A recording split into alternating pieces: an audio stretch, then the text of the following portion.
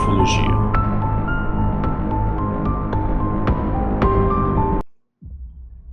Bom período temporal incerto, amigos e ouvintes do Café com Ufologia. Estamos aqui nos estúdios Banfield para mais um dia de gravação. Meu nome é Lucas Cruz e aqui ao meu lado está ele, que ficou conhecido nos campos de futsal da Vicentina como Fenômeno, Felipe Cruz. E aí, Lucas, tudo bem? Tempinho que a gente jogava bola, né? Bah, Deus o livre. Pesava uns 30 quilos a menos. Hoje, com o joelho já prejudicado, a gente foi pro campo dos podcasts falar de ufologia. Eu gastava. Deus o livre. Baita zagueiro. A bola passava, o jogador não. Jogador não, né? Tempos áureos. Tempos áureos, mas hoje é um episódio especial, né? Mais um episódio especial. Vamos receber aqui ele, que é podcaster, escritor, ufólogo, pesquisador, co-host do programa Acredite Se Quiser, a grande mente por trás do Portal Fenômeno. Recebam ele, que também é conhecido como Senhor UFOJack, Jackson Camargo. Bom dia. Bom dia, Felipe. Bom dia, Jackson. Bom dia a todos. E aí, tudo bem? Tudo certo? Tudo certo, cara. Tudo certo. Vamos bater um papo aqui sobre ufologia, sobre a tua vivência aí, que é longa aí, né, no meio ufológico, né? Te apresenta para nossa audiência aí, Jackson. Bom, eu me chamo Jackson. Comecei na ufologia ali por volta de 1995. Desde 1999 eu mantenho sites na internet. E depois de 2007 o site recebeu o nome final dele, digamos, né? O Portal Fenômeno. E depois a gente começou a produzir outros conteúdos, podcasts, canais. Então a gente tem uma longa tradição aí de divulgação ufológica e de pesquisa também, né? Fazendo pesquisas pelo estado do Paraná. Show. Jackson, a gente gostaria de colocar aqui, a gente recebeu um relato essa semana de um conhecido nosso e a gente gostaria que tu analisasse ele com a gente, pode ser? Legal, vamos lá. Vamos lá, Então tá, vamos colocar aqui. Atenção, ouvintes do Café com Ufologia. Você já viu alguma luz ou objeto bizarro no céu? Coisas estranhas perturbam você na calada da noite? Você já vivenciou alguma situação sinistra relacionada a lapso temporal? Algum amigo ou parente seu já viu alguma criatura, entidade ou viveu algo que foge a qualquer explicação lógica? Se a resposta for sim, mande pra gente seu relato em áudio para o telefone 519-9332-2293 ou em formato de texto para o e-mail cafécomufologia@gmail.com. Tudo junto, todas minúsculas e sem acento. Não esqueça de dizer seu nome e de onde você está falando, e caso queira ficar anônimo, não tem problema. Podemos criar um nome fictício para você ou mesmo alterar a sua voz.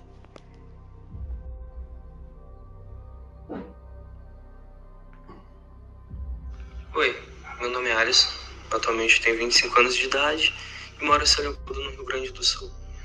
E quando eu tinha 9 anos de idade, eu morava em Sapucaia.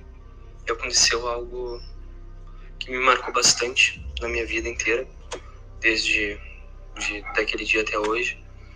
Eu presenciei um fenômeno alienígena. Lá no meu bairro, onde eu morava naquela época, teve uma noite em que uma casa pegou fogo. E ali eu morava com meus pais, com meu irmão. A minha irmã não morava mais com a gente. Eu dividia o quarto com meu irmão. E a gente foi na rua ver esse fogo pegando. Era gritaria de cachorro. Nos meus vizinhos do fundo tinha cachorros, patos, gansos. Ele criava esses animais, né, essas aves.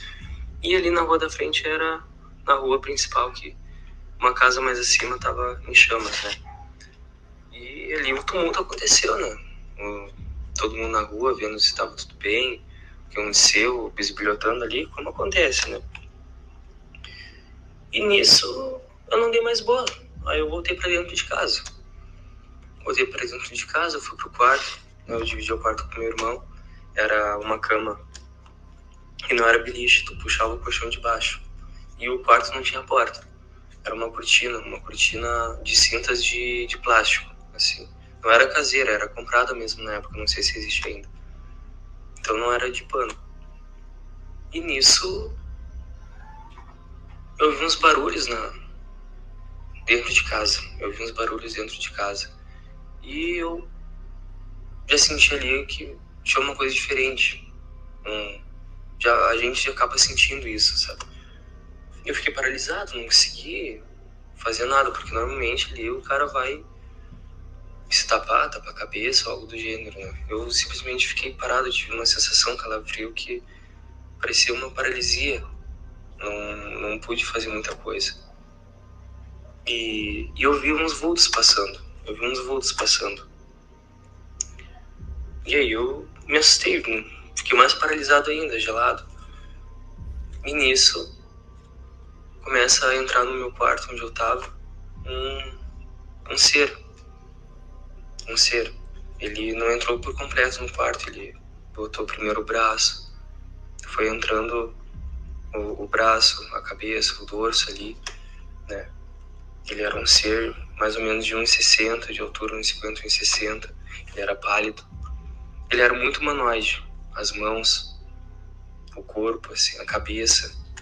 Não era nada que parecesse sobrenatural, assim. Era físico mesmo, sabe? Eu sentia que aquilo ali era físico. Não era uma entidade nem nada. Nunca passou pela minha cabeça que era uma situação paranormal ali. Eu vi que aquilo ali era físico, era um bicho. Eu não consegui fazer nada, eu não me movia, sabe? Não conseguia me mover. Só fiquei vendo aquele ser entrando no quarto. Eu não me lembro muito bem, mas assim, ele era humanoide. As mãos tinha dedos normais, só eram meio compridos. Os braços também compridos. Ele não era nem seco nem gordo, ele era humanoide. Os olhos ali não eram tão esbugalhados, eram meio ovais, sim, mas ovais ao contrário, né, deitados. E eu me lembro que era preto os olhos ali, não consigo me lembrar muito bem, tem muita coisa embaçada. Esse ser entrou no quarto, eu senti algo maligno ali, né, isso eu sabe, não consigo explicar a sensação que eu tive de ver aquilo ali. Aquilo lá aconteceu muito rápido.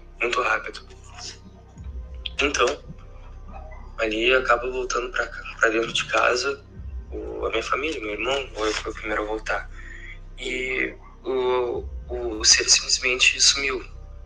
Ele não saiu correndo nem nada, ele simplesmente sumiu, saiu dali, desapareceu. Eu tava amedrontado, né? Aí meu irmão entrou no quarto, ele nem percebeu como eu tava. Porque quando ele sumiu e meu irmão entrou no quarto, eu me virei e seguiu a noite. Eu demorei pra dormir, não me lembro se eu dormi naquele dia, eu acredito que não. Aí no outro dia eu acordei e contei pros meus pais, pro meu irmão, né, o que tinha acontecido, e foi aquela coisa que a gente sabe, né? Foi da cabeça da criança. Mas aquilo ali aconteceu sim, eu me lembro até hoje. Aconteceu sim. E não é da minha imaginação, aquilo lá foi muito físico, foi muito verbal, sabe? Foi muito real. Foi muito expressionista na minha vida isso. E eu levo comigo até hoje. Hoje em dia, se acontecesse isso comigo, talvez eu agiria de uma outra forma, tentaria algum contato. E sim, eu fiquei traumatizado por muito tempo. Eu sinto que ele ia me abduzir, ia me levar embora. Fazer testes comigo, eu senti a maldade naquele ser, né? Consegui sentir tudo. É algo inexplicável. E esse foi meu relato de quando eu tinha 9 anos de idade e eu tive um contato imediato com seres alienígenas. E aí, senhor UFOJack? Olha, um relato assim bem interessante mesmo, né? É curioso que muitos casos assim eles ocorrem em situações inesperadas, como essa, né? Estava acontecendo um incêndio ali e o contato aconteceu. E às vezes a situação ela ocorre por influência desses seres, né? A situação que eu digo, o fato que que destoa, né? No caso ali foi um incêndio. Eles criam uma situação para gerar um movimento ali na região e eles analisam esse movimento. Eles analisam a reação das pessoas frente àquele fato que está acontecendo ali, né? Pode ser um incêndio, pode ser um acidente, uma pessoa passando mal, ou uma cena que eles criam, um atropelamento, coisas que eles induzem para analisar, digamos assim, o aspecto sociológico ali das pessoas, a reação emocional, como que elas vão reagir frente àquele fato insólito, né? E às vezes ela não precisa nem abduzir a pessoa para fazer esse tipo de análise, às vezes eles fazem, né, essa análise simplesmente observando. Então, meu palpite é que eles tenham gerado essa situação do incêndio, analisado a reação das pessoas, possivelmente haviam outros seres ali na região acompanhando tudo, e o fato dele ter saído, né, daquela área e voltado para o quarto porque não queria ver um incêndio, isso talvez tenha chamado mais atenção desses seres. Foram ver, ué, por que esse aqui não quer ir ver o incêndio? Opa, vamos analisar melhor. E aí foram ali próximo até o quarto dele para fazer algum tipo de sondagem e algum tipo de análise, né? Esse é o meu palpite ali para esse caso, mas é um caso realmente bem interessante, viu? Um dos detalhes que eu notei ali também, já escutando e vendo diversos outros relatos, né, é que geralmente esses seres não costumam fazer muito barulho, tipo, que nem ele falou que ele tava na cozinha derrubando, batendo nas coisas, né, isso que eu achei um pouco estranho. Mas Pois teve é. também a questão da energia também, né, ele disse que desde que o momento que ele escutou esses barulhos, ele sentiu uma coisa ruim, sei lá, uma energia negativa, né. Então, eu não sei se um pouco esses seres, eles eram, sei lá, malignos, não sei se a gente pode falar dessa forma, né. São os Eu pontos acho que não dá pra gente julgar pela lógica humana, né, de bom e mal, né? Eles estão estudando, né? Eles estão analisando, né? O, a historiografia ufológica mostra isso, né? Que eles estão nos estudando, né? Então, acho que nem o Machado fala, né? A gente tentar analisar pela lógica humana é errôneo, né? Faz sentido. Pois é. A gente usa os parâmetros que a gente conhece, que a gente tem, né? Para entender melhor esses fatos, né? Mas impressionante o teu relato, Alisson, se estiver acompanhando a gente aí. E muito obrigado por ter mandado o relato aí. Isso aí. Mas, Jackson, queria te fazer uma pergunta. Se for uma pergunta assim meio indelicada, o Felipe corta aqui, ele edita, tá? Eu sei que vocês têm uma relação ali com a editora Tábula. Acompanho vocês, não acredite se quiser ali. Toda semana eu tô lá assistindo. Ontem eu ouvi um episódio muito bom sobre os demônios de Goetia, né? O livro que está sendo lançado aí. E vocês não conseguem fazer um meio de campo com o Machado para relançar a Estranha Colheita e o livro do Chupacabra? Pô, cara, tô atrás desculpa, desse livro aí, cara. Porque ele deu uma. Deu uma travada aqui, eu não consigo. Mascou o som, hein? Ah, tá, desculpa. Eu vejo. Ele deu uma travada e não consigo. Ah, tá, desculpa. Vou repetir então. Eu vejo que vocês têm ali uma relação ali com a editora Tábula. Não acredite se quiser, correto? Sim. Será que vocês não conseguem fazer um meio de campo aí com o Machado para relançar os livros dele, o Estranha Colheita, o livro do Chupacabra, que é um livro aí que, cara, eu vejo no meio ufológico que tá todo mundo atrás desses livros, cara. Sim, a gente já tem conversado, já tem trabalhado nesse sentido, né, para fazer um relacionamento, né, porque os livros do Machado realmente são espetaculares e merecem ser republicados de novo, né, novas edições, atualizações e tudo, realmente, a gente já tem feito isso, né, e eu espero que a gente consiga, assim, bem logo.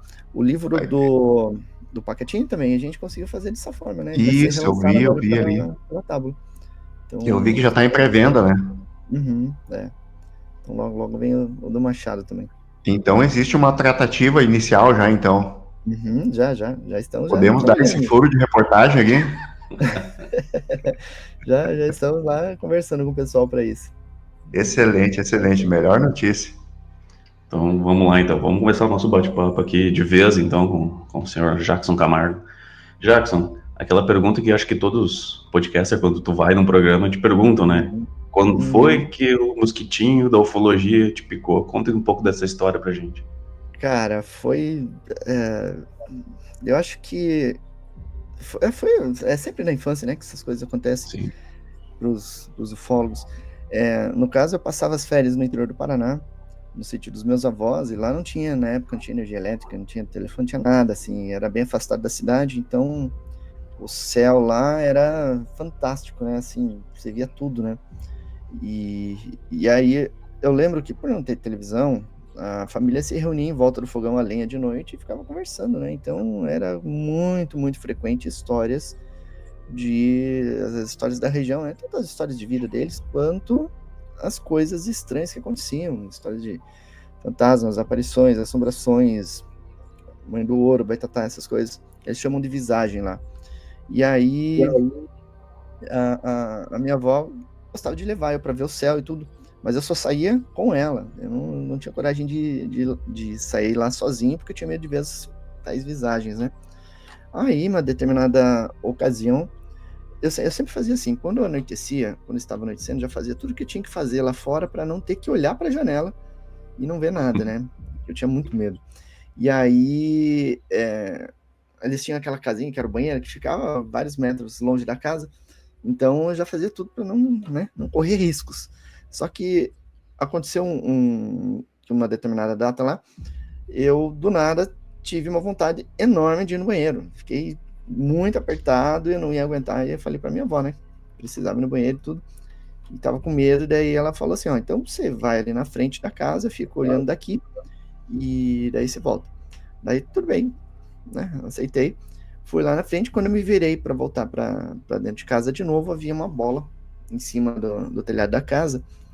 E aí eu vi aquilo, a primeira coisa era... Eu queria gritar, né? Mas eu não conseguia gritar, aí eu queria correr, não conseguia correr, eu tava paralisado, né? E aí a única coisa que eu conseguia mexer era os olhos, e aí eu vi que aquela luz acelerou muito rápido em direção ao céu. Sabe aqueles globos de danceteria, de discoteca, espelhadinho, que fica girando? Sim. Basicamente aquilo que eu vi, uma cor dourada iluminando o telhado da casa.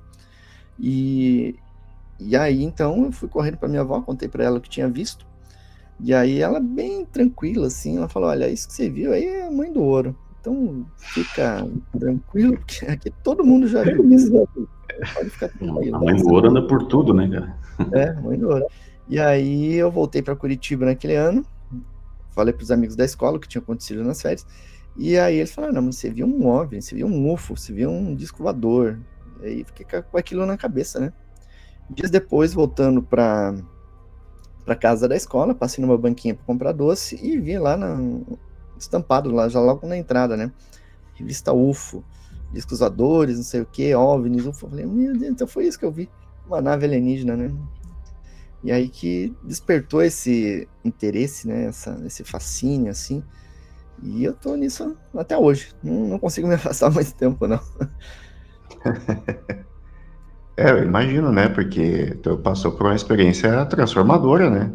A gente aqui nunca teve nada parecido, né? E mesmo assim a gente é entusiasta da ufologia, né? Agora imagina que tu teve a prova, né? De que existe, né? Existe. Pois é. A vida interdimensional, interplanetária, fica a critério de cada um agora, né? Mas tu teve a prova, né? Então é difícil se afastar depois disso, né? Pois é. Isso é impactante, né? Quando você é jovem, ainda isso impacta de uma forma bem significativa, né? Sim. E teve mais contatos, Jackson? Cara, depois daquela época, eu passei por tanta coisa estranha, assim, que daí já como ufólogo, né? E que às vezes eu paro pra pensar assim, puxa, como é que eu passei por tanta coisa assim, e qual o significado disso, né? instiga a ir atrás, né, a continuar investigando, tentando entender esses fatos, assim, e tentar entender a sua missão, né? Porque, como eu falei antes, às vezes eles criam situações para que direcionem para a forma como eles querem, né? Nesse caso aí, nessa primeira observação, eu entendo que essa necessidade urgente de ir no banheiro foi algo que eles criaram ali para despertar o meu interesse, meu fascínio no tema, né? Talvez eles quisessem que eu atuasse dentro dessa área de alguma forma, né? Porque seria uma coincidência muito grande eu sair para ir no banheiro e de repente ter uma nave em cima da casa, Sim. né? Coincidências assim não ocorrem, geralmente é uma indução que eles fazem, né? E nesse caso ali eu acredito que tenha sido isso, algum tipo de indução para eles se mostrarem e de forma que me induzisse a atuar na área, né? Fazer esse trabalho que eu faço desde então. Você chegou a fazer alguma hipnose regressiva para saber se houve alguma coisa durante esse teu avistamento? Sim, eu fiz 2 hipnoses e houve algo mais, sim. Ah, Houve. pode contar pra gente, Jackson? Olha, esses detalhes a mais, geralmente, eu não falo publicamente, mas eu digo que eles já estão publicados em livro, inclusive, em livro de pesquisa de ufologia, mas com um pseudônimo. Não tem o meu nome, tem um outro nome lá para identificar, mas sim. Interessante. Você fez vigílias, você teve outras formas de pesquisa que Sim. tu fizeste? Eu tenho, talvez as mais significativas, assim, tenham sido as que eu fiz na Serra da Beleza, faz 2 anos. E foi bem interessante porque foram 3 noites de vigília com 5 avistamentos. E avistamentos, assim, bem interessantes, porque aí a gente estava no alto do morro, assim, às vezes eu virado para lá, um amigo virado para cá, a gente conversando, e de repente eu olhava no ombro dele, assim, eu via aquela luz descendo, fazendo zigue-zague. Eu alertava o povo olhava e a luz sumia, né? Teve um avistamento lá que foi bem interessante, tinha umas 40 pessoas na vigília, todo mundo conversando, batendo papo, assim. E eu sempre conversando, mas atento ao céu, né? E aí, de repente, surgiu uma luz na serra, na frente, e aí eu falei, pessoal, olha lá. Aí todo mundo olhou, aí ficou aquele silêncio, assim, todo mundo olhando, assim, extasiado, aquela luz passando, até que se ocultou no morro, né?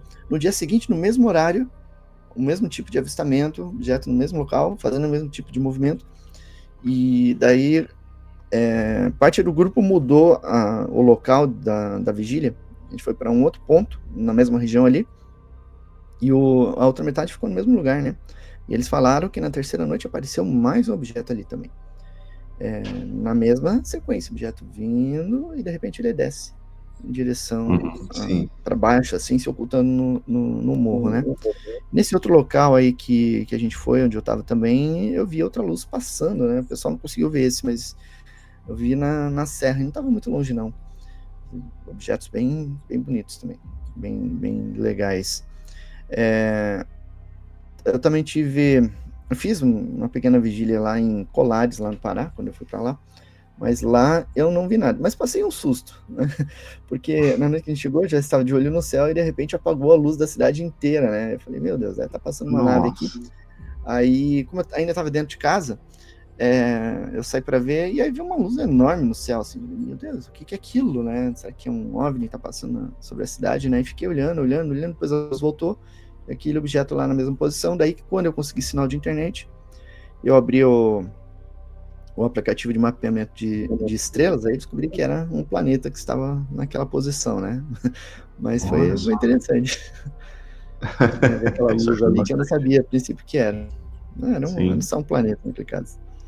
Jackson, eu ouvi uma história uma vez, tu estava num evento ufológico e uma pessoa se apresentou lá como agora eu não me lembro se era uma pessoa que tinha contato com alienígenas ou ele era um alienígena. Tu pode contar para nossa audiência essa história? Cara, essa história foi muito legal. Foi em 1995, num evento que teve durante o feriado de 7 de setembro. Foi de 7 a 10 de setembro. E aí eles convidaram várias pessoas e tinha alguns abduzidos ali. E um deles é o Antônio Alves Ferreira. Ele é paraplégico, né? Então ele teve uma doença que causa paralisia, né? E aí na época ele, quando bebê, né, ele teve essa doença, daí então ele só conseguia mexer a cabeça, então ele dependia muito das pessoas, né? E aí ele conta que quando ele era jovem ainda, acho que adolescente ou pré-adolescente, ele foi abduzido. E teve várias outras abduções depois disso. Eles curaram ele parcialmente, não curaram ele totalmente. E levaram ele para o planeta deles. Ele descreve isso dizendo que ficou 14 dias no planeta dos alienígenas. E isso me soou assim, meio absurdo, né? Puxa, se fazem tudo isso, levam ele para lá, curam, por que não curaram ele totalmente, né? E aí ele começou a falar outras coisas que eu comecei a achar assim meio absurdas também. Ele falou, por exemplo, que enquanto ele estava no planeta dos alienígenas lá, um dos alienígenas tinha assumido a forma dele. Então ficou disfarçado dele para a família não reconhecer, mas ele era extremamente pesado que a família não conseguia erguer ele, né? Ele relata essas coisas assim, detalhes assim que eu achava absurdos, né? E aí quando ele voltou para a Terra, esse outro alienígena não voltou para o planeta, ele ficou na Terra. Vixe, isso aí tá me cheirando falcatrua, né? Não tá acreditando. E aí ele falando assim, eu adquiri dons paranormais, eu consigo entortar colher, eu consigo fazer isso, fazer aquilo, e eu meio que duvidando, né? Putz, não faz sentido, né? Aí teve um ufólogo que levantou na plateia e perguntou, olha, eu tenho 3 perguntas para você. A primeira é, existem alienígenas disfarçados de seres humanos aqui na Terra?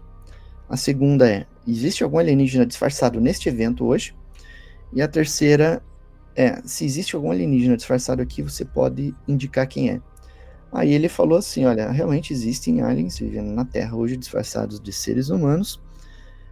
Existe um deles aqui nesse evento hoje, mas eu não tenho autorização para dizer quem é. Aí Nossa, que absurdo, né? Absurdo. Um alienígena disfarçado aqui, pare com isso. Imagina o Corporinho. Todo mundo se espiando, né? Acho que todo mundo se olhou assim, mas eu tava pensando, não, isso é absurdo, né? E aí ele continuou falando dos dons paranormais, e ele falou assim, olha, eu tenho, um dos dons que eu recebi é o dom de ouvir pensamentos. Tá bom, então se você ouve pensamentos, você vai ouvir meu desafio. Aí eu comecei a pensar, eu quero que você coloque a mão no queixo, coce o ombro, mexa na orelha, põe a mão no joelho, mexa no nariz. Foi uma série de sequências assim, né? Sim. Que ele tinha que fazer, várias sequências. E aí eu ia pensando nisso e ele ia fazendo automaticamente aquilo que eu realizava. Ele foi fazendo, e quando eu parei, ele parou e olhou na minha direção, na plateia. Cara. Aquilo me arrepiou na hora. Eu falei, meu Deus. Meu Deus do céu. Alguma coisa tem, né? E aí depois eu comecei a olhar para todo mundo, né? Então se aquilo lá, se ele falou que tem dons paranormais e realmente tem, então deve ter algum alienígena aqui, né? Eu comecei a olhar. E realmente tinha uma pessoa muito estranha. O cara era muito alto e muito magro. E ele usava uma roupa que você via que não era para ele, como se tivesse pego a roupa de alguém, né? E aí eu lembro que ele não falava com ninguém, e ele passava olhando movimentos meio, como se fosse meio robóticos, né? Ele passava assim, né? Ele passava assim rapidamente, não falava com ninguém. E aí eu comecei a prestar atenção na pessoa. Teve uma hora, depois dessa pessoa teve em outros eventos, né? Essa pessoa, ela parou assim no ar e ficou fazendo assim com a mão, olhando lá a palestra e fazendo assim. Nossa! E aí, um ano depois, eu passando na região do Shopping Miller, aqui em Curitiba, um ano depois, aí eu ainda pensando, né? Puxa, aquele caso, faz um ano que teve aquele evento, será que era um alienígena mesmo, né? E aí, quando tá chegando numa esquina, o cara passa na minha frente, atravessa a rua e vai em direção à esquina do shopping e vai. Segue o caminho dele. Ele estava usando a mesma roupa do evento do ano anterior. Meu Deus do céu. Sim, porra. A mesma roupa, cara. Eu tava pensando naquela história, naquele momento, cara. Imagina só, cara. Que loucura. Às vezes eu lembro dessa história e ainda me arrepio um pouco, assim. Será que Não, imagina. Eu imagino a tua sensação no momento que ele olhou pra ti depois de fazer os sinais que tu tava pensando. Sim, me arrepiou também. Meu Deus, eu acho que eu saio do evento, acho que eu não fico, não. É surreal. A gente separou, né, Jackson, alguns temas aqui pra gente falar sobre. E eu gostaria de começar pelo OVNIs no espaço. Eu vi que tu tem uma pesquisa ali, não sei se tu selecionou, pesquisou algumas fotos da NASA, e tu percebeu alguns borrões, algumas coisas estranhas ali. Sim. Tu pode comentar um pouco mais pra gente? Sim.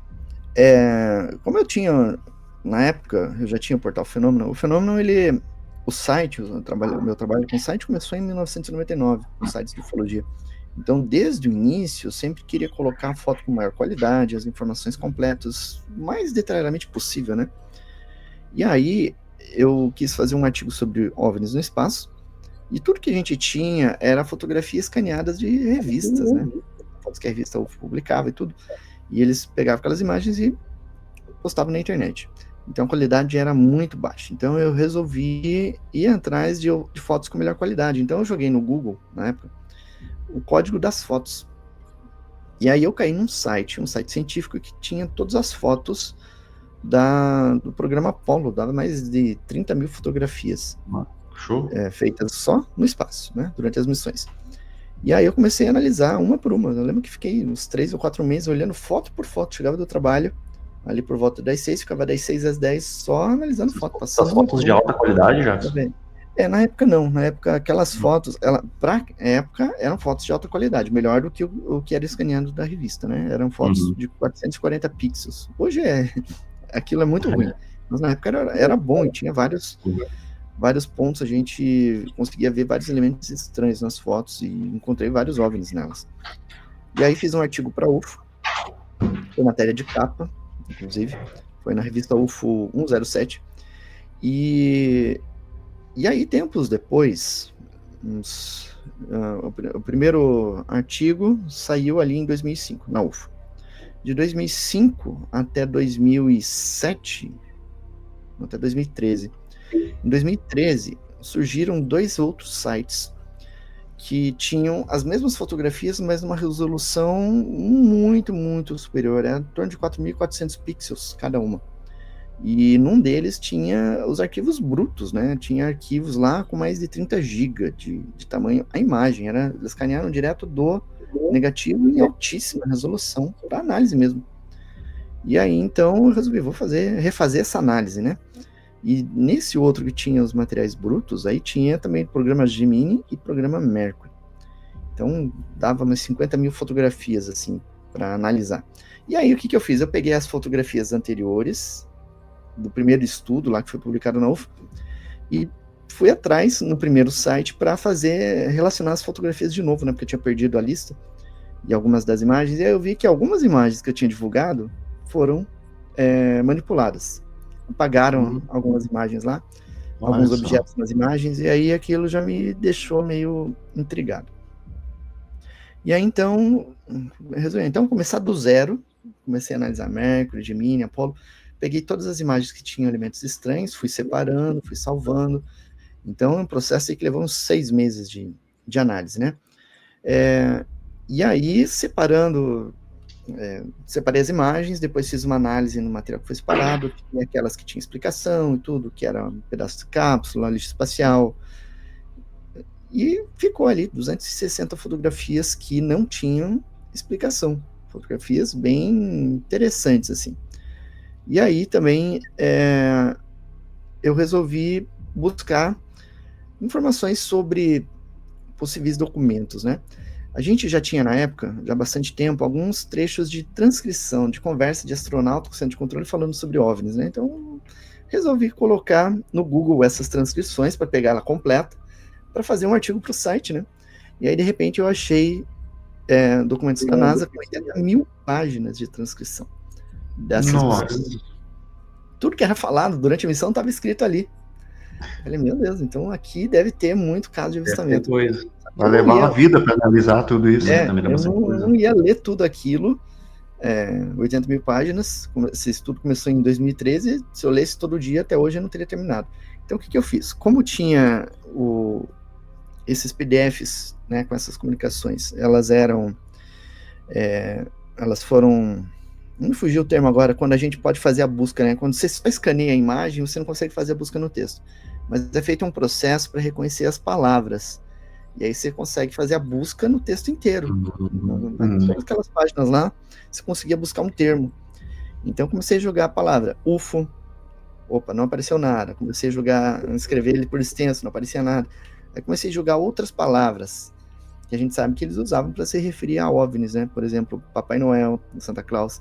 Aí começou a aparecer, opa, então nós temos realmente casos de relatos de avistamentos aqui dos astronautas falando, né? Tinha os que a gente já conhecia e tinha outros que não eram conhecidos ainda. E aí comecei a jogar outras palavras, né?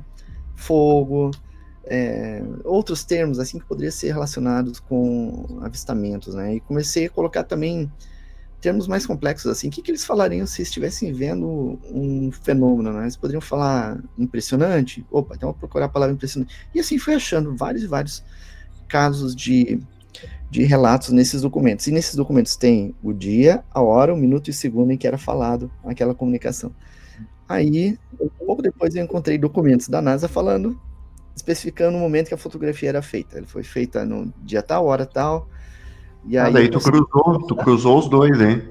Eu consegui cruzar os dois. E aí eu consegui ver que, por exemplo, numa missão Apollo 7, por exemplo, os astronautas, assim que chegaram ao espaço, eles tiveram ali 1 hora, mais ou menos, para se adaptar à gravidade zero, descansar, relaxar e olhar para a Terra, né? Que é o que todo mundo quer fazer quando chega lá em cima.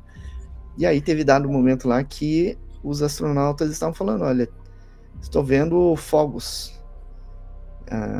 E aí eles comentando desses fogos, assim, e aí ali falando, olha, ali tem 2.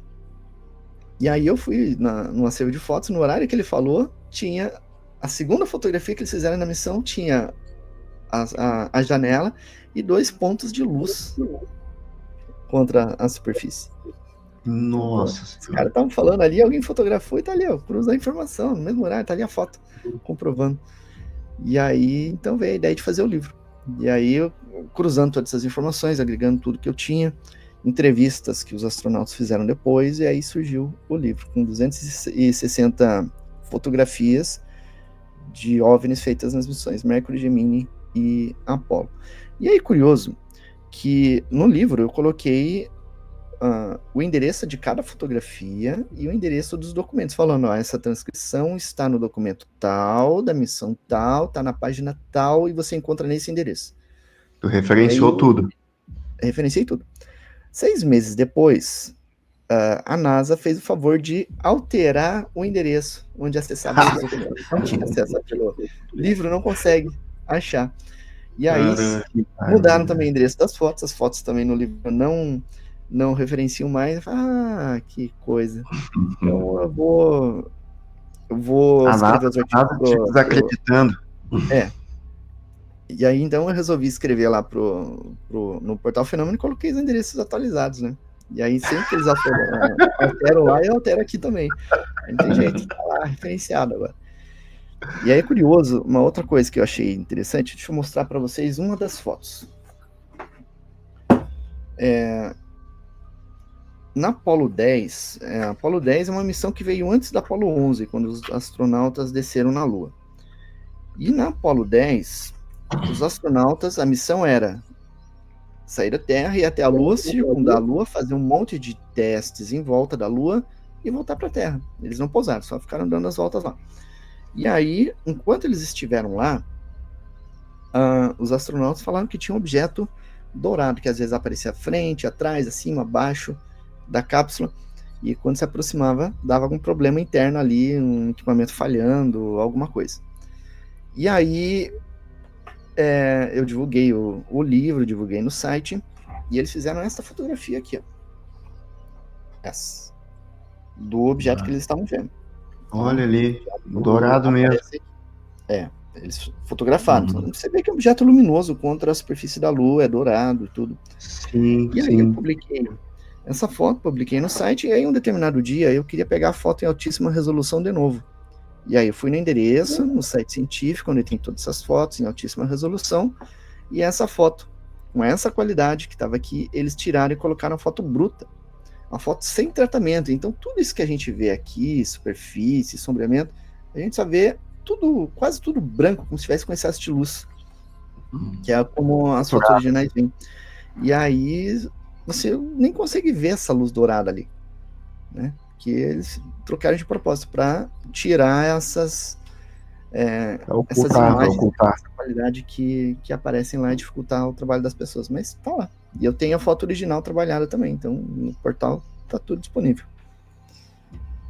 Tu tem uma pesquisa também impressionante sobre a Noite Oficial dos OVNIs, né, Jackson? Pode falar um pouquinho e contar para nossa audiência aí, para quem, se tem alguém que não sabe o que foi a Noite Oficial dos OVNIs?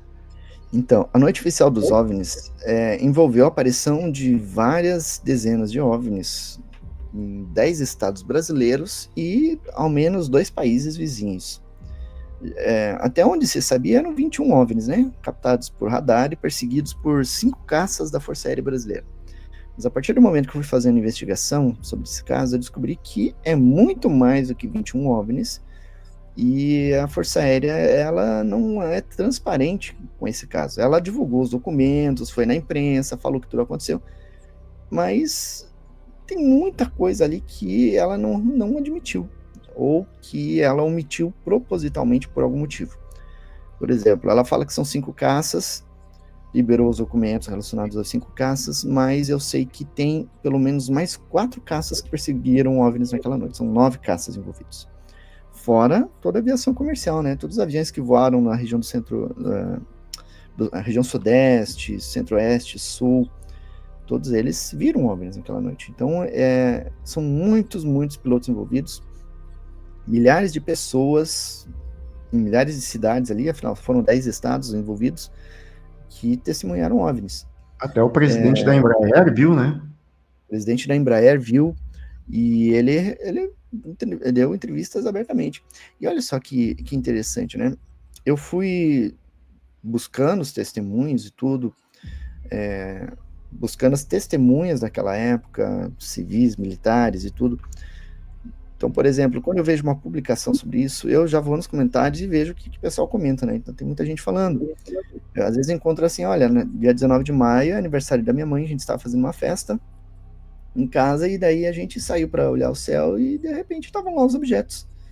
Ou a gente estava saindo de casa e viu os objetos ali, a gente ficou olhando. E aí, assim eu consigo definir que eles estavam naquela data, em um determinado local, eles dizem onde eles estavam, e eu consegui ir colocando, mapeando as posições, né? E geralmente um relato, quando ele é verdadeiro, geralmente surge um outro relato confirmando. Então, por exemplo, a Força Aérea diz que são 5 caças que decolaram naquela noite. O primeiro caça está lá nos documentos, está confirmado pela Força Aérea e tudo, decolou às 10h34. O Coronel Osiris Silva, ele veio de Brasília para São José dos Campos, e ele deveria pousar por volta das 9 horas da noite. Só que daí ele saiu perseguir os OVNIs, né? Por volta das 9 horas da noite, ele, ao invés de pousar, ele virou para a direita e foi em direção à cidade de São Paulo. E a Força Aérea, ela liberou documentos sobre os 5 caças e liberou 4 gravações em áudio, contendo a missão praticamente completa desses aviões de caça. Então, o controlador fala: olha, você está em local tal, sobre a cidade tal, então vire 30 graus à direita, né, e continue voando, né?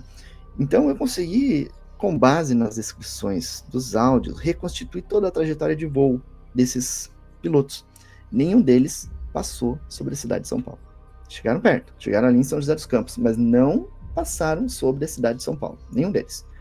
Só que eu comecei a coletar relatos de pessoas, moradores de São Paulo, falando que viram os objetos, objeto grande passando sobre São Paulo, e depois 2 caças da Força Aérea indo atrás. Eu falei, tem um erro aqui, ou essas pessoas não viram, ou estão mentindo, ou não viram nada da noite oficial, viram um outro evento, né? Mas não joguei fora os relatos, eu guardei, né? Mantive ali. E aí, uma determinada data, eu encontrei duas entrevistas do Coronel Osílio Silva gravadas, onde ele fala: eu estava chegando na cidade de São Paulo, perseguindo aquele objeto, e de repente, piloto de F-5 entrou na fonia, passando sobre a cidade de São Paulo, falando que estava vendo os objetos. Opa, então o Coronel Osílio Silva confirma que haviam dois caças sobre São Paulo, às 9 horas da noite, antes do horário do primeiro caça ter decolado, né? E aí confirmou que havia outros 2 caças ali que perseguiram OVNIs, porque eles desviaram a rota e foram atrás dos objetos, né? Então eu encontrei muita coisa assim, confirmando e acrescentando informações e detalhes, né? Por exemplo, por volta das 9 horas da noite, 8h30, 9 horas, um objeto gigantesco passou sobre a cidade de Santos, vindo do mar. O objeto passou ali sobre o canal de entrada ali do Porto de Santos. Tem a Ilha Porchá, ali tinha pessoas na Ilha Porchá, viram aquele objeto gigante passando, subindo em direção à cidade de São Paulo, e que foi depois visto pelas pessoas, foi perseguido pelos caças e tudo. Esse objeto chegou até Campinas, soltou alguns objetos menores ali, desviou, foi em direção a São José dos Campos, contornou e saiu por Ubatuba. E eu tenho então um relato de pessoas, eu descobri mais um relato de testemunhas esses dias, confirmando esse objeto passando sobre Santos, fora os outros que eu já tenho. E aí, quando ele estava já perto do litoral para ir para o mar, a Força Aérea finalmente captou esse objeto. Por algum motivo não estava captando antes, mas aí ela captou. O cara do radar ligou para a Torre de São José dos Campos, e a gente tem a gravação, né, da conversa deles. E ele fala assim: olha, eu captei um objeto maior, cheio de coisa em volta. Olha e aí só, ele ia falar 1.500. A gente tem a gravação dele falando 1.500, só que daí o cara da torre cortou ele para falar que estava vendo objeto no binóculo, ele estava cheio de coisas em volta, né? Mas ele ia falar que esse objeto tinha 1.500 metros de extensão. Um charutão, 1.500 metros de comprimento, 1,5 km de tamanho do objeto.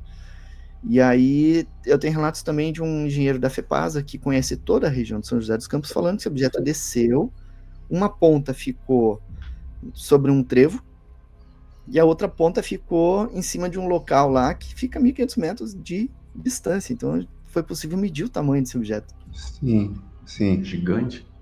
Nossa, Então, imagina, gigantesco, né? Muita gente viu. Esse caso tem... Gigante. Pois é, né? Não é comentado, né? Pois é. Eu acho sensacional aquele áudio do piloto que ele fala: boa noite, bem-vindos à noite oficial dos discos voadores. Eu acho sensacional aquilo ali, porque ele usa a expressão discos voadores, né? Eu achei muito sensacional aquilo ali. Nave-mãe também, tem uma hora que eles falam: isso é uma nave-mãe, falando desse objeto grande. Então, tem muita coisa assim. É um caso... Eu costumo dizer que o caso da noite oficial é o caso que tem o maior número de testemunhas na história da ufologia mundial e que teve 13 horas de duração e a área com maior abrangência, né? 10 estados brasileiros e 2 países. Talvez 3 ou 4.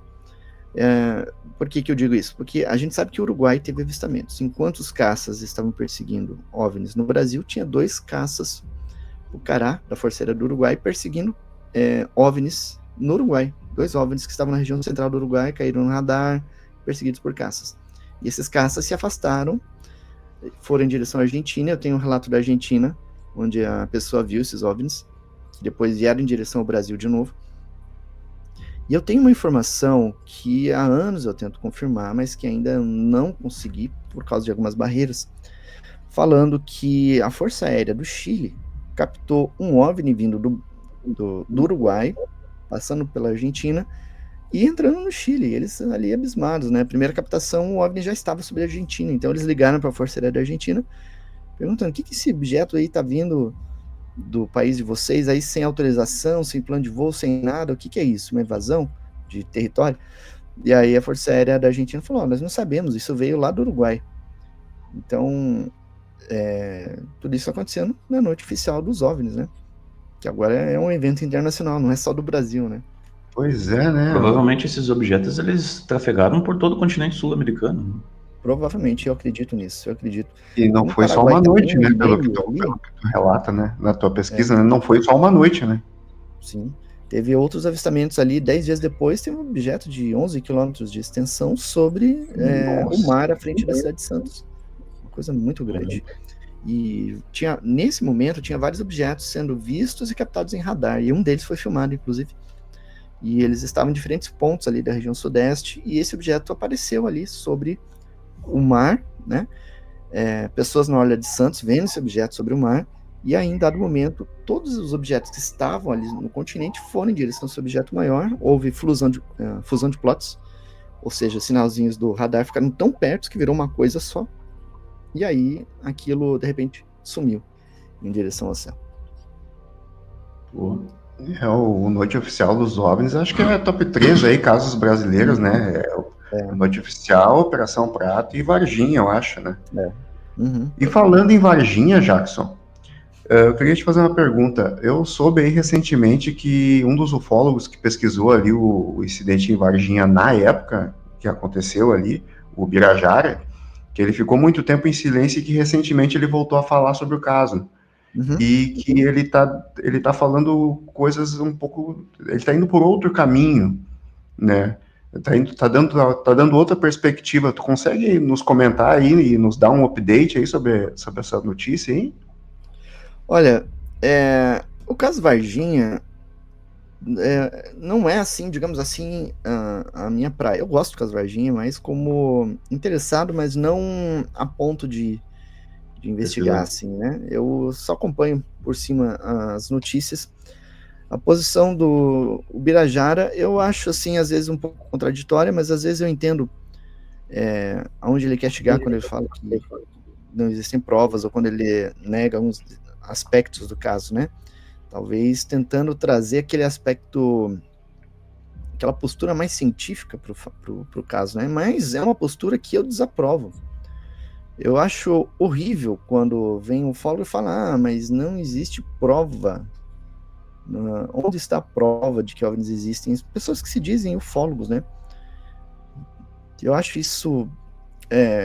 eles tentam parecer cientistas para atrair a ciência para a questão ufológica, mas não é assim que as coisas vão funcionar, né? Mas é uma pena, eles não observam dessa forma. E aí, qualquer coisa que você apresente, eles vão, mas isso não é uma prova, né? Enfim, tem muita coisa para mim que é prova e vai ser prova, não vai depender da opinião deles, né?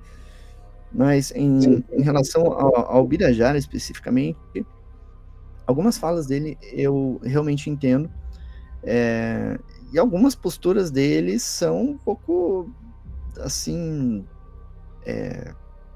talvez, não seria dúbias, não seria bem a palavra, né? Mas levanta controversa. O fato dele ter ficado muito tempo afastado do caso, assim, isso sugere, ele e o outro pesquisador, né, o Pagatini, terem se afastado, isso sugere algum tipo de pressão ou Coação. coação para que eles não falem mais sobre o caso, né? Infelizmente, isso acontece na ufologia. Você ter autoridades que, de repente, te coagem a não falar sobre determinados aspectos, né? Isso aconteceu com o Edson Boaventura também, né? Sim. Eu tive situações, eu morava num outro endereço que sempre eu via, principalmente depois que eu escrevi o da Noite Oficial, logo depois que foi publicado. Sempre parava um carro, o meu apartamento era de frente para a rua, e tinha um estacionamento à frente, né, na rua, e sempre parava um carro e ficava ali o dia inteiro, com gente dentro. Teve uma vez que esse carro chegou domingo, por volta das 8 da manhã, 8, 8 e meia, e ficou até as 6 da tarde, e a gente via a pessoa dentro, a gente via se movimentando e tudo. A pessoa ficou ali o dia inteiro, domingo inteiro ali. Meu Deus. Né? E a maioria das vezes depois foram carros com isofilme, por exemplo, e que ficaram ali, mas ainda se conseguia ver algum movimento, né? Apesar de tudo. E o que estaria fazendo esse carro? Sim, mas tu nunca recebeu uma ligação, um e-mail, uma coisa mais formal? Não, assim, uma coisa direta? Não, nesse ponto não. Ainda bem. Mas eu acho que isso vai acabar acontecendo algum dia, porque quando a gente trabalha com ufologia, às vezes as pessoas entram em contato para relatar, olha, eu sou de tal força armada, eu estava envolvido em tal situação, tá aqui minhas credenciais, e aconteceu isso, isso, isso. Não posso te provar, mas aconteceu isso, isso, isso. ou existe tal documento em tal lugar falando sobre tal caso, né? Então fica essa situação, né? Assim, Então tu já foi procurado por fontes lá de dentro, então? Nossa. Já eu tenho informações sobre Exército e Marinha envolvidas na noite oficial. E que eu ainda não revelo, porque uma que vai atrapalhar a pesquisa, né? E outra que determinadas informações que eu recebi, tanto sobre a noite oficial quanto outros fatos, podem comprometer pessoas ou podem gerar uma situação assim de ameaça, né? Digamos. Sim. Ontem na live do Portal Fenômeno, tu mencionou que a Marinha sabe muita coisa, né? Uhum, Mais que o Exército. sim. Ela tem muita informação, tem muita... embora a Marinha diga que não existem fatos ufológicos registrados pela Marinha, a gente sabe que existem vários casos, né, de registros. Na noite oficial mesmo, esse grande objeto que passou ali foi registrado pelo Serviço Móvel Marítimo, né? Os navios que estavam ali, todos entrando em contato com a Embratel entrando em contato com a Forceira, entrando em contato com a Capitania dos Portos, registrando esses objetos, e foi feita documentação. Eles documentaram tudo isso. Tá lá, né? Mas a Marinha vai dizer que não existe. Impressionante, né? Impressionante. Sobre o caso Varginha, Jackson, o que não te prende ali no caso? Quais são os fatos assim, que tipo, não te fazem, né, ficar ter mais interesse? O caso em si, ele é muito conhecido, muito famoso, tem muita informação, mas também tem muita gente pesquisando, muito ufólogo, né? Então, se tem muito ufólogo, eu acho que eu não teria nada a agregar na investigação do caso, né? Entendi. Prefiro, por exemplo, a noite oficial não tinha mais ninguém investigando. A Operação Prato, poucas pessoas investigando. Então, são casos que me interessou muito mais fazer uma investigação e revelar fatos sobre ele do que o caso Varginha, por exemplo. Tá certo. Ô Jackson, deixa eu fazer uma pergunta, voltando ali, eu tava lembrando que agora, voltando ali mais naquele assunto do espaço, eu tava lembrando que eu tenho alguns questionamentos referentes à Lua. Indo mais para essa parte espiritual, mística, talvez, né? Não sei se exatamente dessa forma. Tu possa acreditar que existem civilizações com bases, ou que aqui os países aqui mesmo tenham bases na Lua, e... Porque eu sempre achei curioso a forma como as missões Apollo nos anos 60 e 70 estiveram na Lua e do nada pararam, né, pelo menos oficialmente, de ir até lá. Você acha que existiu algum contato nessas missões com que fizeram que eles não voltassem lá? Eles foram proibidos? Tem gente que aborda dessa forma, né? Não sei qual a tua opinião, o que tem a dizer sobre isso. Olha, quando eu escrevi o livro, além da Mercury, Gemini e Apollo, eu analisei algumas fotos de sondas feitas na época. E eu não encontrei cidades, né? Cidades na Lua, bases, não encontrei. Eu encontrei alguns elementos estranhos. Por exemplo, havia uma cratera na Lua, e dentro dessa cratera uma coisa parada ali, numa das fotografias. Eu achei aquilo muito estranho. Depois fui procurar outras fotos da mesma região, feito por outras sondas, e não tinha nada na cratera. O que tinha na cratera sumiu, né? E foram vários casos assim, de elementos estranhos que de repente não estavam mais lá. E aí, depois que eu fiz essa investigação, comecei a buscar explicações, né, da NASA sobre por que não voltou para a Lua e tudo. E aí eu cheguei nos números envolvidos no programa Apollo, né? Por exemplo, quando teve o programa Apollo,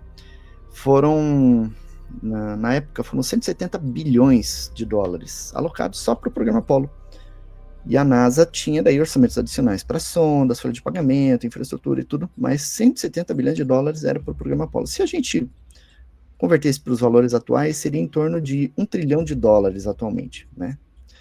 Então, era algo realmente caro, era um investimento muito grande para colocar astronautas na Lua. Cada lançamento custava $1 bilhão. E aí, verificando isso, a gente percebe que a relação entre o risco de vida dos astronautas e tudo, o custo das missões e os benefícios que trazia não era vantajoso. Então, em função disso que o programa foi cancelado. Quando ocorreu o Apollo 11, a NASA, o Congresso americano já fez o primeiro corte no orçamento. Depois, quando ocorreu o Apollo 13, fizeram o segundo corte. E aí, quando chegou o Apollo 15, cortaram de vez, e aí a NASA só conseguiu manter mais 2 missões até a Apollo 17, que já estava basicamente tudo construído, tudo treinado, era só fazer o lançamento. Então, existe essa questão do orçamento, que é o Congresso que manda, né? Não é a NASA que define orçamento, é o Congresso que diz, eu vou te passar tantos bilhões para você fazer isso. Essa questão de ser ameaçado, isso eu não encontrei nenhuma nada que prove, né, que eles tenham sido ameaçados ou que alguém tenha dito, ó, não volte mais aqui na Lua. Não encontrei nada nesse sentido. Uhum. Já que tu mencionaste aí a questão do Congresso, Jackson, teria alguma coisa para nos dizer sobre tudo isso que aconteceu ano passado dos denunciantes, o David Grush e toda essa questão lá do Congresso americano no governo? Olha, essa questão do Congresso, ela é bem interessante de acompanhar isso, né? Porque você tem, de um lado, você tem pessoas que foram membros do governo dos Estados Unidos, assim, digamos, que fazem as denúncias. Do outro, você tem o governo, entre aspas, tentando abafar, mas aí você vai ver esses envolvidos, essas pessoas que estão relatando coisas, elas são agentes de contra-informação, ou seja, pessoas especializadas em colocar uma informação para esconder outra informação ou para guiar um determinado tipo de pensamento na população. Isso é o papel de contra-informação, né? Aí você vê lá, por exemplo, o Lou Elizondo, né? O Elizondo foi um funcionário do Pentágono, que teria trabalhado em investigação ufológica e tudo, e ele publicou um livro, mas ele foi pedir autorização para a CIA, lá para o Pentágono e tudo, pedir autorização para postar aquilo. E, segundo ele diz, eles falaram, isso aqui você pode divulgar, isso aqui não. Então, puxa, isso não é exatamente uma denúncia, né? Isso é apenas, tudo aponta que seja um agente que esteja lá levando esse assunto, né? Para que a população tome conhecimento, a população discuta isso, mas que o assunto fique em evidência, mas que seja revelado só como eles querem, da forma como eles querem e quando eles querem, né? Então, não confio muito nessas liberações que eles estão fazendo. Eu espero que o Congresso consiga driblar essas ações, né? Essas manobras da CIA, do Pentágono, né? Tenho esperança disso. Você acredita que o Congresso tem poder para isso, Jackson? Porque parece que quando o assunto é voltado para essas questões, parece que vem de um poder maior, né? Parece que eles nunca conseguem atingir esse órgão que guarda esse segredo, né? É que foi dado tanto poder a esse povo para manter o acobertamento que outras autoridades às vezes têm uma grande dificuldade, né? O próprio presidente, ele não sabe do que ocorre em termos de ufologia dentro do Congresso, dentro do governo ali nos bastidores, né? Então, é uma missão complicada driblar isso tudo, né? E é uma pena, porque essa posição dos governos de esconder informação, desculpa o termo, mas é uma posição burra, extremamente sem noção, porque, veja, o caso da Noite Oficial ocorreu em 1986, e eles passam dia após dia, semana a semana, mês a mês, falando que isso não existe, ou falava até pouco tempo atrás que isso não existe. Não existe vida extraterrestre, não existe OVNIs. Agora, a Noite Oficial, ela ocorreu numa época que não havia celular. As pessoas não tinham celular. Raras pessoas tinham câmera, filmadora. Se ocorresse hoje, com milhões de testemunhas por toda essa área de abrangência, ia ter milhões de filmagens dos objetos. Quem queria conseguir negar a existência disso? Imagine filmar uma nave de 1.500 metros passando sobre a cidade de Santos. Perseguição de caças e tudo. Imagine o impacto que isso teria na população mundial, nas religiões, no meio financeiro. Seria absurdamente gigante. E por que teria um impacto dessa forma? porque a população não está preparada para essa realidade. Porque as autoridades negam, a ciência nega, a religião nega. Se eles fizessem um trabalho de conscientização da população, e se ocorresse um caso como esse, hoje, a população estaria bem mais preparada, não ia ter um impacto. Mas se ocorrer uma nota oficial e gerar gerar um impacto, gerando caos na sociedade, pessoas morrendo por causa disso, a culpa vai ser desse povo que faz o acobertamento. O sangue vai Com estar na mão certeza. deles. Né? Com E a certeza. gente está alertando, a gente está falando. Está falando que o risco existe. Se acontecer, eu, como ufólogo, vou estar com a mente tranquila, mas essas autoridades. Então, cabe a eles mudarem isso. E as próprias pessoas também, né, cidadãos e a sociedade como um todo, né, tem muita gente que ridiculariza, né, a ufologia, né, e o Machado, sempre citado aqui no nosso canal, ele usa uma expressão muito interessante que é como se a gente fôssemos formigas que vivêssemos ali no formigueiro e ignorassem o restante do mundo ao redor, até o momento em que o formigueiro é pisoteado. Sim. Pois então parece que a gente só vai se dar conta das coisas e vai acordar quando haver uma ameaça, assim, direta contra o nosso mundo. É verdade. É verdade. Bom, a gente vai então entrar no nosso último tema selecionado aqui, então, Jackson, que é a Operação Prato. Eu queria que tu desse um resumão, assim, e a gente entrasse em alguns questionamentos referentes ao caso. Certo. A Operação Prato, ela foi uma operação da Força Aérea Brasileira, funcionando principalmente ao norte de Belém, região de Mosqueiro e Colares, e umas cidades ali da região, para acalmar a população e investigar as ocorrências de aparição de OVNIs, contatos hostis, que aconteceram naquela região. Né? Milhares de pessoas vendo aqueles objetos todo santo dia, mulheres ali sendo atacadas, objeto parando, paralisando a pessoa, e através de um raio de luz, focando no seio. Na verdade, eram 3 raios. O primeiro, maior, paralisava, um segundo focava, né, na região do seio, e um terceiro que vinha por dentro desse outro raio, ele fazia a extração de sangue. E, segundo algumas pessoas, implantava alguma coisa nessas vítimas. Né? E teve pessoas que morreram em função desses ataques. Né? Infelizmente, eu conheci uma testemunha que foi vítima desses ataques, ficou bastante debilitada e que depois se recuperou, né? Mas o trauma permanece, né? Tem pessoas lá que até hoje sofrem os efeitos disso. Eu conversei com um radialista lá na região de Colares, quando eu estive lá, ele falando, ó, tem pessoas aqui que tem uma mulher que, com muita frequência, de uma forma quase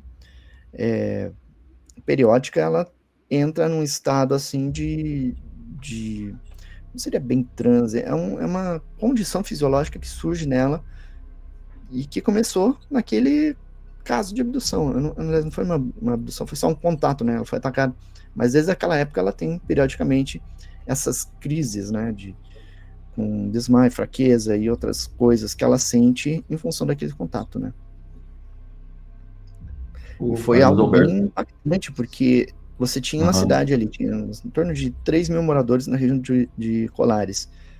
A grande maioria das pessoas da região de Colares fugiram de Colares com medo desses ataques. Chegou um ponto em que de autoridade, só tinha o prefeito, o padre e a diretora lá da unidade de saúde. Até o delegado tinha fugido, porque estava com medo dos ataques, né? E aí, como não tinha pessoas caçando, pescando e buscando coisas em Belém para prover a cidade, muita gente começou a passar fome. Então, gerou um caos social muito grande ali, né? E aí a Força Aérea foi obrigada a intervir. Não tinha como não ficar omissa, né, numa situação dessa, né? E a parte mais impressionante disso tudo é que a Força Aérea foi lá e registrou Sim. o ocorrido, São né? mais de são, se não me engano, 503 fotografias e 17 horas de gravações, filmagens e tudo mais, né? E isso tá na posse de um ufólogo. Isso tá na posse de um ufólogo gringo, né, Jackson? Eu tô viajando. Tem essa informação de que tem um ufólogo gringo que tem essas informações, essas filmagens, né? Alguns falam que o Jacques Vallée tem essas filmagens, outros falam que essas filmagens estão com o Bigelow. Então, não se sabe ao certo, né, aonde esteja. Mas esperamos que um dia essas filmagens venham ao público e mostrem, acrescentem mais informações sobre esses casos, né? O que mais me chama a atenção e que me deixa intrigado é que se está na posse de um ufólogo, por que não divulgar, né? Pois é, tem muita coisa assim que ocorre, sabe? De ufólogos manterem determinadas informações para si e não revelar. Por exemplo, na noite oficial, teve um repórter que fez fotografias. Aliás, não foi na noite oficial, foi nos dias seguintes ali. Ele fotografou um OVNI bastante luminoso em São José dos Campos e publicou no jornal. E aí, dias depois, um ufólogo, que se apresentou como cientista da NASA, veio, solicitou os negativos do repórter para levar e fazer uma análise e disse que depois devolvia, né? Fez a tal análise, não divulgou os resultados e não devolveu os negativos. Estão com ele até hoje. Nossa! Que loucura, meu! Não dá para entender isso, cara. Porque até onde se sabe, esses registros, né, da noite da Operação Prata, né, são bem impactantes, né, segundo o próprio depoimento do Capitão Holanda, né, que se nós tivéssemos acesso a esses registros, muita coisa seria esclarecida ali, né, cara, filmagens de naves, elas próximas, né. E a figura do Holanda, a trajetória dele dentro da operação e o desfecho da história dele trazem ainda mais interesse, né? Deixa mais interessante ainda essa questão da Operação Prato, né? Porque é muito curioso, né? Até hoje levanta polêmicas, né? Toda essa questão do Holanda, né? Pois é. E teve os casos de contato que ele teve depois, né? Falando que teve contato isso é o que eu mais me intriga. seres estranhos, né? Isso é bem interessante, né? Mas é uma pena que depois ele acabou morrendo e alguns dos segredos foram com ele, né? No teu ponto de vista, Jackson, o que estava acontecendo ali? Era um experimento? Tem gente que defende que era até o próprio governo americano fazendo experimentos ali. Qual a conclusão que tu tira do caso? Não, eu acho impossível que seja obra terrestre aquilo, né? Obra terrestre que eu digo de alguma nação da Terra, né? Porque você tem objetos ali que tinha 100 metros de diâmetro, que inicialmente, uma forma de bola de futebol americana, né? Que estava numa posição e de repente se mostrou numa outra posição, um objeto extremamente silencioso, e depois teve tripulantes saindo do objeto flutuando. Isso é uma tecnologia que não existe hoje ainda, né? Os casos aconteceram em 77, nós estamos em 2025, não tem essa tecnologia de anulação da gravidade, por exemplo. Sim. Então, eu acho meio impossível que exista, até porque se houvesse uma tecnologia como essa, o Biden teria usado para parar a Rússia lá na Ucrânia. Teria encerrado aquela questão, teria botado a Rússia, reduzido a Rússia a nada praticamente, e não iria precisar ficar mandando alguém lutar contra a Rússia em nome dela. Gastando dinheiro, né? Gastando dinheiro e tudo, né? Com essas tecnologias altíssimas aí, eles teriam usado para ganhar dinheiro, exatamente. O Trump agora que só pensa em dinheiro, por exemplo, ele ia usar isso aí para ganhar dinheiro. E cadê? Sim. Não tá usando. Então tu acredita que não é terrestre, não é obra de nenhuma potência mundial. Não tem como. Não tem como. Até porque isso, como eu falei, aconteceu em 1977, objeto silencioso que vem, mergulha no rio, sai lá na frente, voa. Não tem uma tecnologia como essa ainda. Né? Então, imagina, 77, não tem, é literalmente impossível uma coisa dessa. E a tipologia dos seres, ela era humanoide, né? Pelos relatos, né? É humanoide. Ela tinha uma aparência humana, digamos assim, mas a cabeça era um pouco maior, os olhos um pouco maiores e tudo. Né? Então, não bate muito com o padrão humano, né? Tem suas variações também. E sobre a questão, eu queria até para já indo para o final do nosso bate-papo, como é que eu vou te dizer? Essa questão pode estar ligada à dimensionalidade, pelo fato, os acontecimentos que aconteceram com o Holanda, pelo relato que eu vi que ele deu em entrevista com o Gevaera, teve acontecimentos dentro da casa dele ali, que ele teve momentos que uma bandeja flutuou e caiu no chão, livros, Sim. e até o próprio contato que ele teve com os seres enquanto estava deitado, né? Sim. Tu consegue acreditar que essa operação, ela tinha essa questão da dimensionalidade interligada? Eu acredito que sim, acho que grande parte do fenômeno tem essa conotação interdimensional, né? Porque não é raro que abduzidos e até mesmo ufólogos se deparem com fenômenos poltergeist, por exemplo, que testemunhem isso. Eu tive isso, a questão de uns 2 anos atrás, de ver poltergeist atuando em casa, né?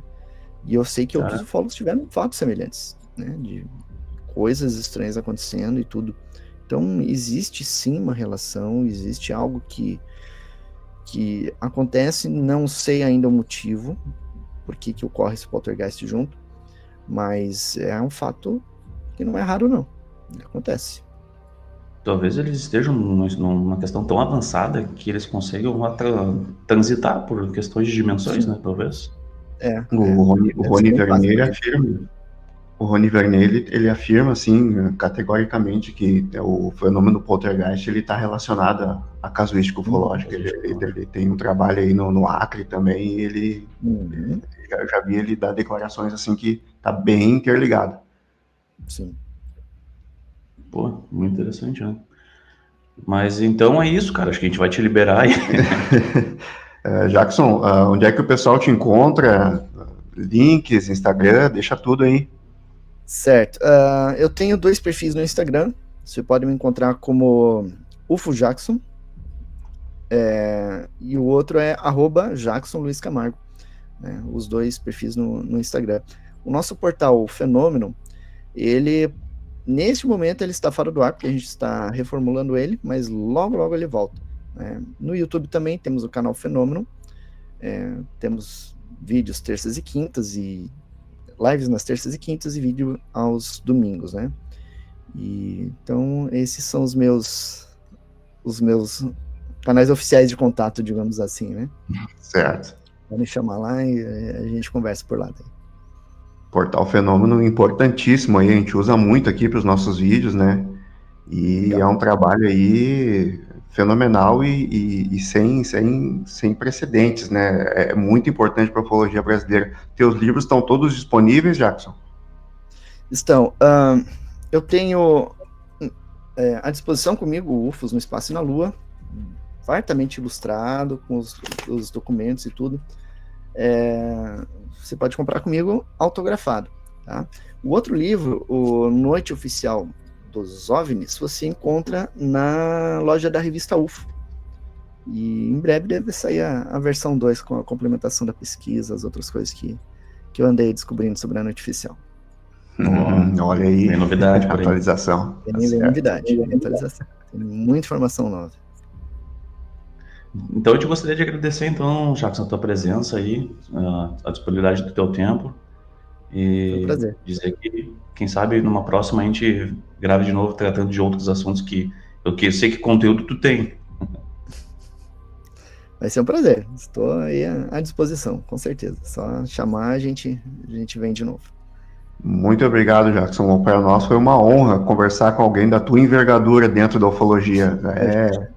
Somos muito gratos aí pela tua disponibilidade, pelo tempo que tu deixou aí para nós aí e pela conversa, que foi muito boa. Foi um prazer. Muito legal. Show de bola, então. Valeu, Jackson. Um abraço. Valeu, gente. Um abraço para vocês, para todo o público aí.